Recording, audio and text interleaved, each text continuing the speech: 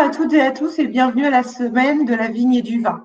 Alors cet après-midi, nous allons découvrir le métier de caviste. Quel est ce métier? Quelles sont ses activités? Quelles sont les formations qui existent pour nous permettre d'apprendre ce métier? Pour répondre à toutes ces questions, nous allons pouvoir discuter avec Bertrand Lazarus, qui est caviste dans l'entreprise Castel. Ensuite, nous passerons la parole à Romain Bonnier, qui est responsable caviste toujours dans cette entreprise, l'entreprise Castel. Et pour finir, pour avoir des informations sur les différentes formations qui existent, notamment sur la formation de caviste, nous écouterons Madame Fanny Bazir, qui représente le centre de formation IFRIA. Voilà. Tout au long de cette présentation, vous allez pouvoir poser vos questions via le chat qui se trouve à droite de votre écran et je m'en ferai le relais auprès de nos interlocuteurs. Monsieur Lazarus, bonjour. Bonjour madame. Est-ce que vous pouvez vous présenter rapidement, nous expliquer comment vous avez découvert ce métier et quel a été votre parcours pour y parvenir? Alors moi, je suis Bertrand Lazarus, j'ai 32 ans. Après 10 ans en restauration, j'ai décidé de faire une reconversion professionnelle. J'ai trouvé sur le site de Pôle emploi une annonce pour la formation à l'IFRIA à Talence de agent de chez caviste. J'ai découvert ce métier par mes connaissances et ma passion pour le vin. Et cette formation m'a formé au sein de l'entreprise Castel pour avoir ce poste. D'accord, très bien. Et quelles sont vos activités? Est-ce que vous pouvez nous parler un peu d'une de vos journées types? Qu'est-ce qui se passe? Qu'est-ce que vous faites? C'est quoi ce métier? En quoi ça consiste en fait? Alors, ce métier, moi, pour ma part, et après la réception du vin et au niveau de la filtration. Le vin arrive brut et nous le filtrons avant de l'envoyer, avant la production et la mise en bouteille. Ma journée type, comme aujourd'hui, est le lancement des machines, le programme de la journée et, euh, et ensuite la mise en place des produits œnologiques euh, pour la suite. D'accord. Et qu'est-ce qui vous plaît? Qu'est-ce qui vous attire dans ce métier? Ça bouge beaucoup. Oui, On n'a pas vraiment de routine et on découvre pas mal de choses. J'en découvre tous les jours, mais moi je viens d'arriver. Et puis c'est dynamique et puis c'est quand même c'est un beau métier, oui, c'est très bien. d'accord. Ok. Vous avez de la relation. Est-ce que vous travaillez en équipe ou Alors vous on travaille en travaillez? équipe. Nous on est une Oui, équipe de 5 personnes, de le matin, de l'après-midi, et un qui fait un renfort si besoin euh, avec nous ou un autre service. d'accord. Très bien. Est-ce qu'il y a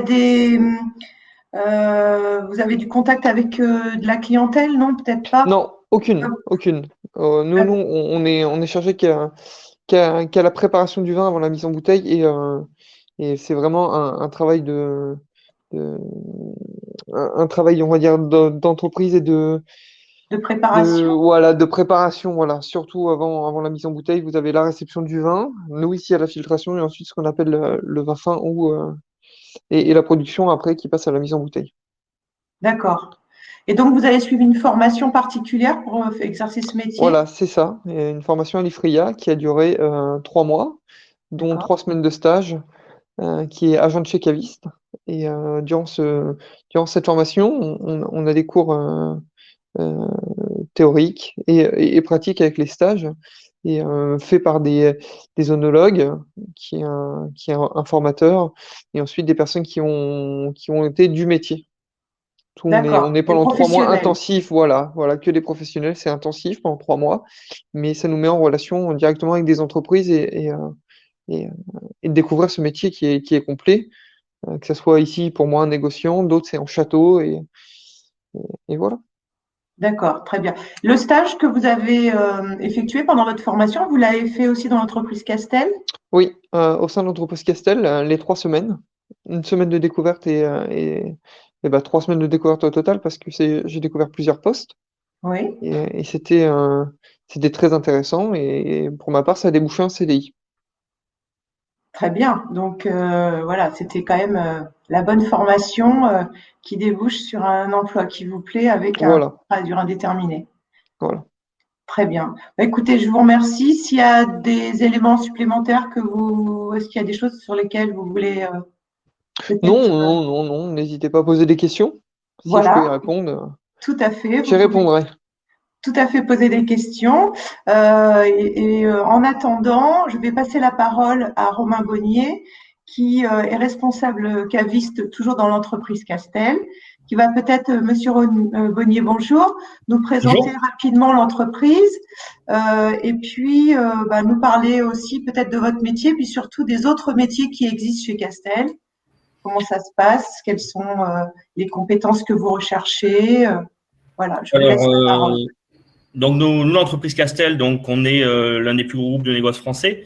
Aujourd'hui, on est sur le site de Blanquefort, par exemple, c'est un établissement de 250 personnes au total. Sur l'établissement, donc on réalise l'embouteillage d'énormément de marques de vin que l'on peut trouver un peu partout. On a donc une partie cuverie sur laquelle on a un atelier vin brut où travaille Bertrand sur de la filtration, de la préparation de mise. On a un chai à barrique, et également une cuverie de stockage. L'entreprise, on a également donc 11 lignes d'embouteillage et un entrepôt logistique. Voilà les métiers, les différents métiers qu'on peut trouver au sein de notre structure. On a travaillé sur une formation avec l'IFRIA, justement, qui a mené notamment à l'embauche de Monsieur Lazarus pour remplacer du personnel. On est sur un changement de génération dans le négoce. On a beaucoup de personnes qui sont proches de la retraite. Et effectivement, c'est un métier qui est peu connu, même par les gens du milieu. Toutes les formations dans le vin parlent beaucoup de propriété, de vignes, mais parlent peu du négoce, qui est l'une des grosses structures, qui sont les grosses structures qui permettent aussi de commercialiser les vins en France. D'accord, oui. Voilà. Sur la partie recrutement, aujourd'hui, donc comme je disais, on a décidé de travailler avec l'IFRIA pour essayer de rencontrer d'autres profils qu'on ne pourrait pas forcément aller chercher, notamment des gens en reconversion, ce genre de personnes qui ne viennent pas forcément directement vers nos types de structures. Oui, oui. Et quelles sont les compétences ou les savoir-être ou le savoir-faire qui vous intéressent le plus, qui peuvent vous donner envie de recruter quelqu'un, qui peuvent rentrer dans les prérequis, on va dire. Alors, on va parler un peu de ce qu'on a fait là. On est vraiment parti sur le principe du savoir-être, plutôt chercher des gens qui ont envie de s'investir dans une entreprise sur du long terme, sur un état d'esprit au niveau collectif, étant donné que c'est du travail en équipe. On a pris le parti de pas forcément chercher du savoir-faire directement dans le milieu du vin et de former en interne, ce qui nous permet à nous d'orienter les gens vers nos process, notre façon de travailler et les rendre donc autonomes sur des postes, que ce soit chez nous ou après ailleurs. Mais voilà, on a plutôt on a plutôt basé notre recrutement sur le comportement, sur la volonté, sur le travail en équipe, sur ce genre de choses. D'accord, très bien. Et dans l'organisation du temps de travail, est-ce que ce sont des journées qui sont à peu près rythmées toujours pareil? Est-ce qu'il y a du travail de nuit?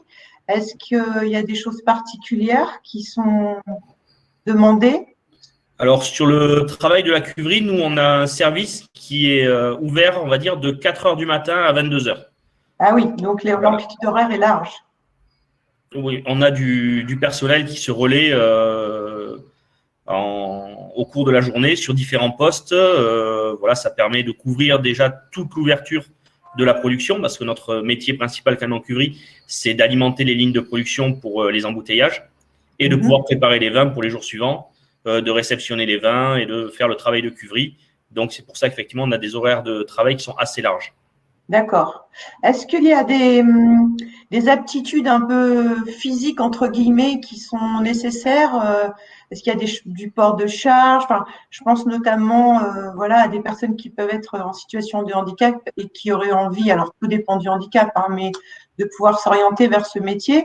Est-ce qu'il y a des choses qui sont vraiment importantes à souligner, comme le port de charge, la station debout prolongée ou Alors oui, effectivement, on est sur un poste où on est quasiment debout en permanence.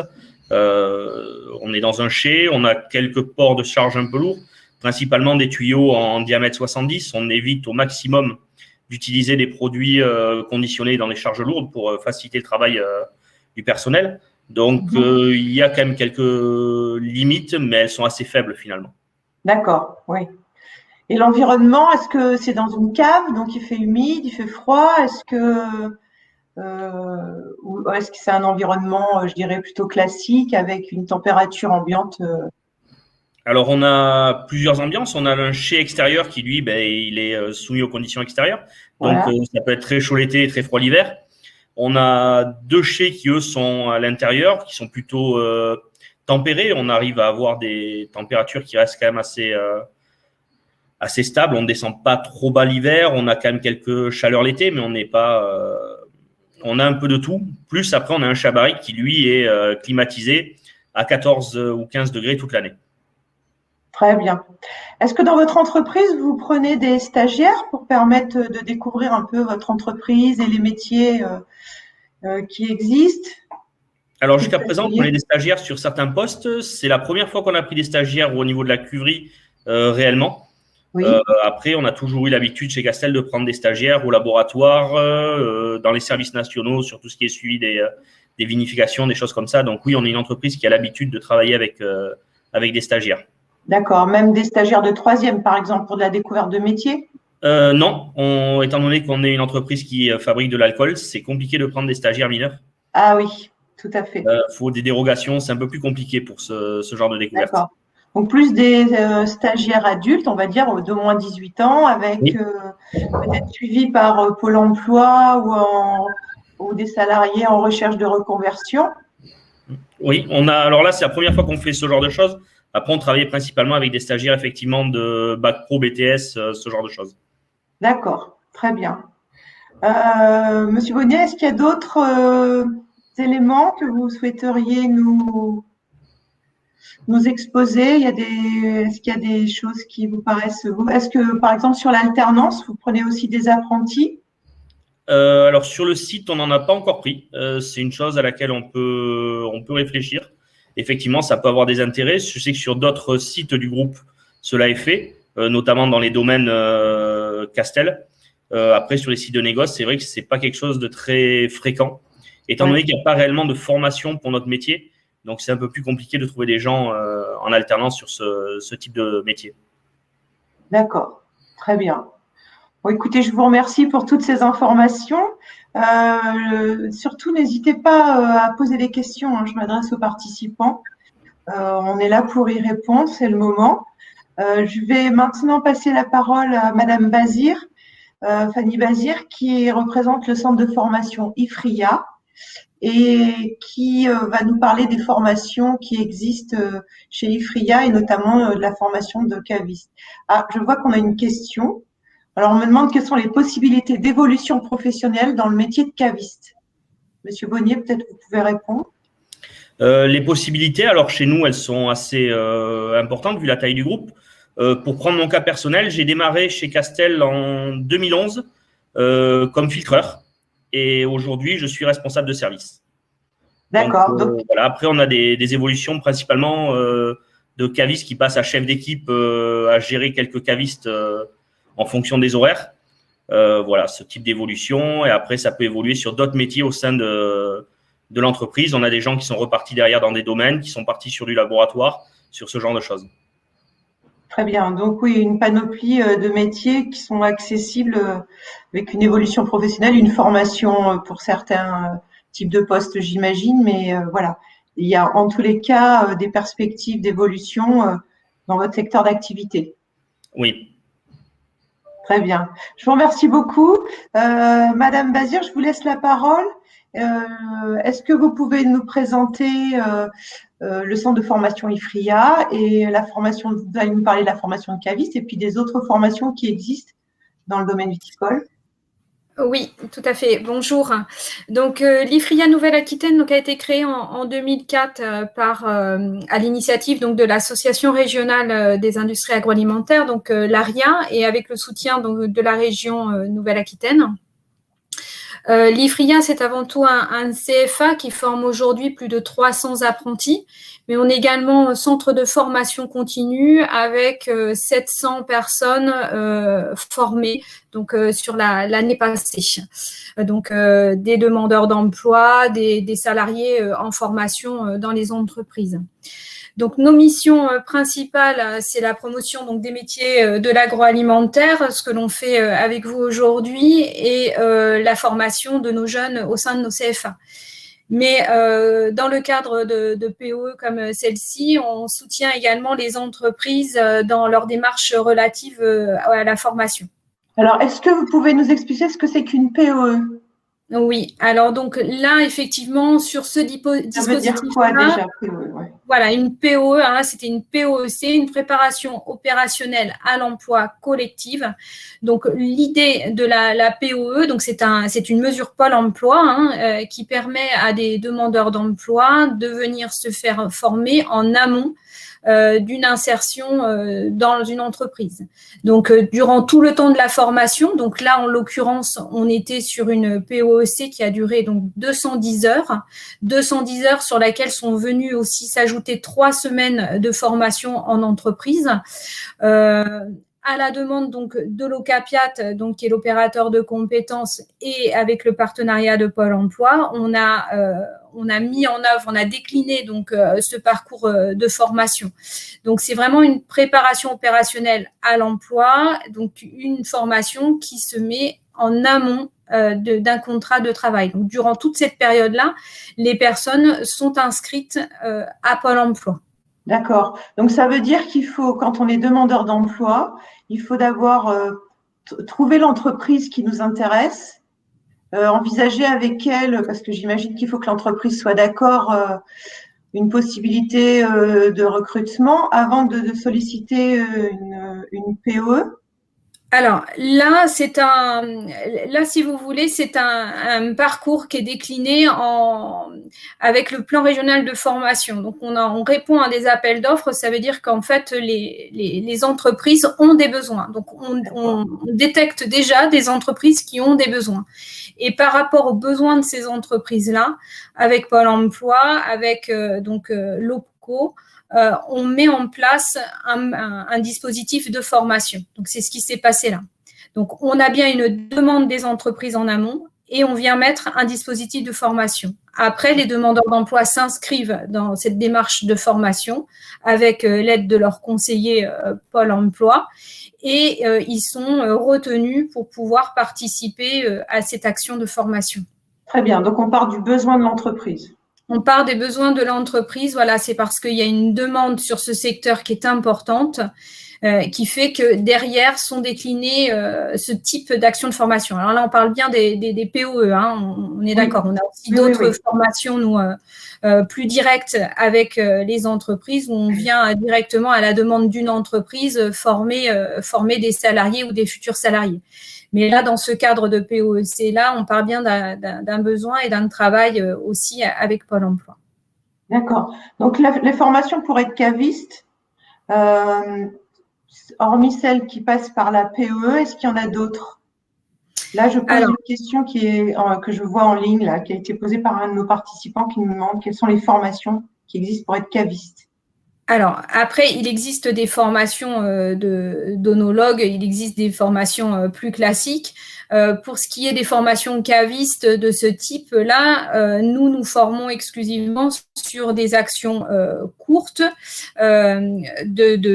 qui sont préalables à des recrutements ou sur des contrats de professionnalisation éventuellement. Mais voilà, on est sur des formations de base.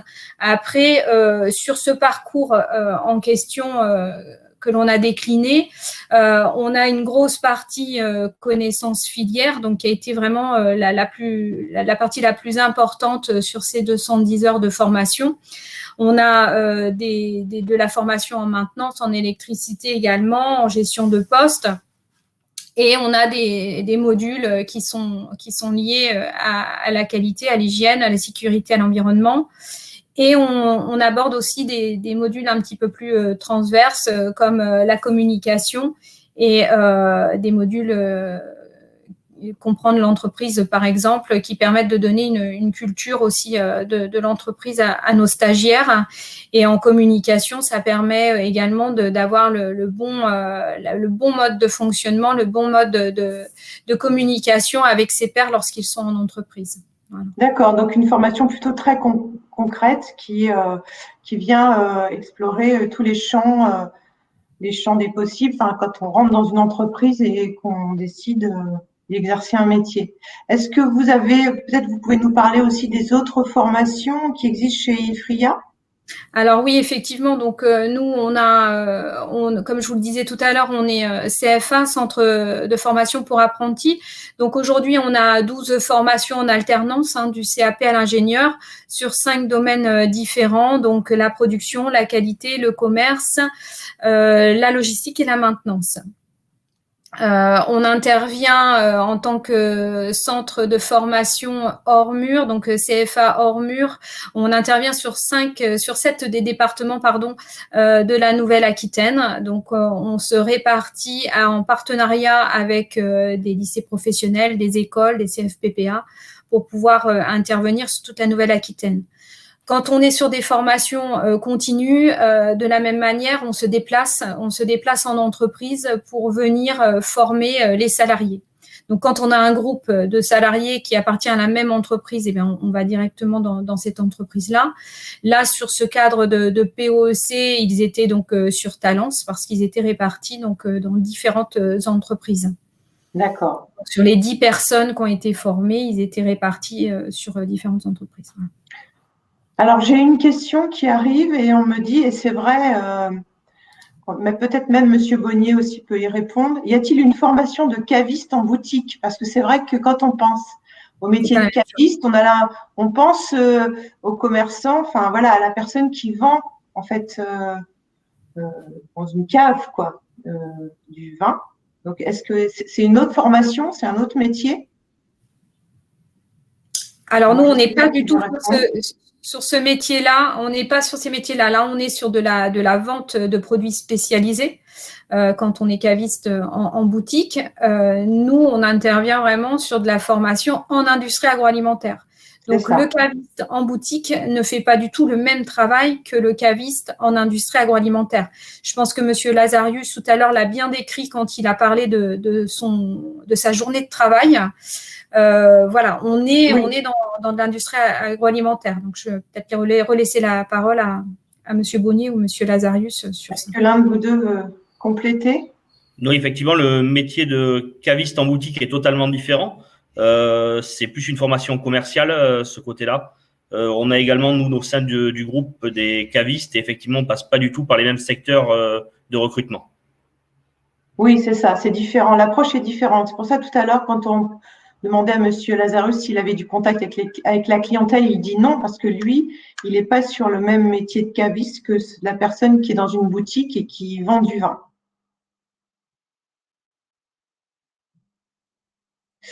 Bon, voilà. Est-ce qu'il y a d'autres questions? Non. Est-ce qu'il y a des choses qui vous semblent importantes à rajouter, à faire connaître, que vous souhaitez rajouter avant la fin du webinaire? Oui, la formation, c'est bien, c'est caviste le métier, mais c'est agent de chez caviste. Agent de chez. Voilà, c'est bien précisé, parce que caviste, oui, porte sur le commercial. D'accord, merci pour cette précision. Après, si je peux rajouter, sur notre site internet, donc vous avez accès aux formations qui sont en cours ou qui vont être programmées prochainement, donc sous forme de POE. On informe également sur notre site internet. Pôle emploi, bien évidemment, est partenaire sur ces genres d'actions. Après, on a des actions courtes également sur d'autres métiers, donc il faut rester en veille un petit peu sur ce qu'on peut proposer sur notre site. Très bien, c'est noté. De notre côté, chez 4 Métiers Nouvelle-Aquitaine, nous proposons aussi des entretiens avec des conseillers orientation pour trouver la bonne formation. Donc, si vous avez besoin d'informations complémentaires pour aller plus loin sur votre recherche de projet, vous pouvez contacter les conseillers par téléphone au 0800 940 166, c'est un numéro gratuit, prendre rendez-vous avec eux pour un entretien en visio, ou même vous rendre sur le site de Cap Métiers pour prendre un rendez-vous avec une personne, un conseiller de la ligne qui pourra vous accompagner, vous aider dans votre recherche de solutions. Voilà, je pense qu'on arrive à la fin de cette session. J'espère que nous avons pu répondre à vos interrogations. Je remercie les participants, Madame Bazir, Monsieur Lazarius et Monsieur Bonnier pour leur intervention et pour nous avoir accordé un peu de temps. Et puis, je remercie aussi les participants à cette session. Je vous dis à bientôt et je vous souhaite une bonne fin de journée. Au revoir.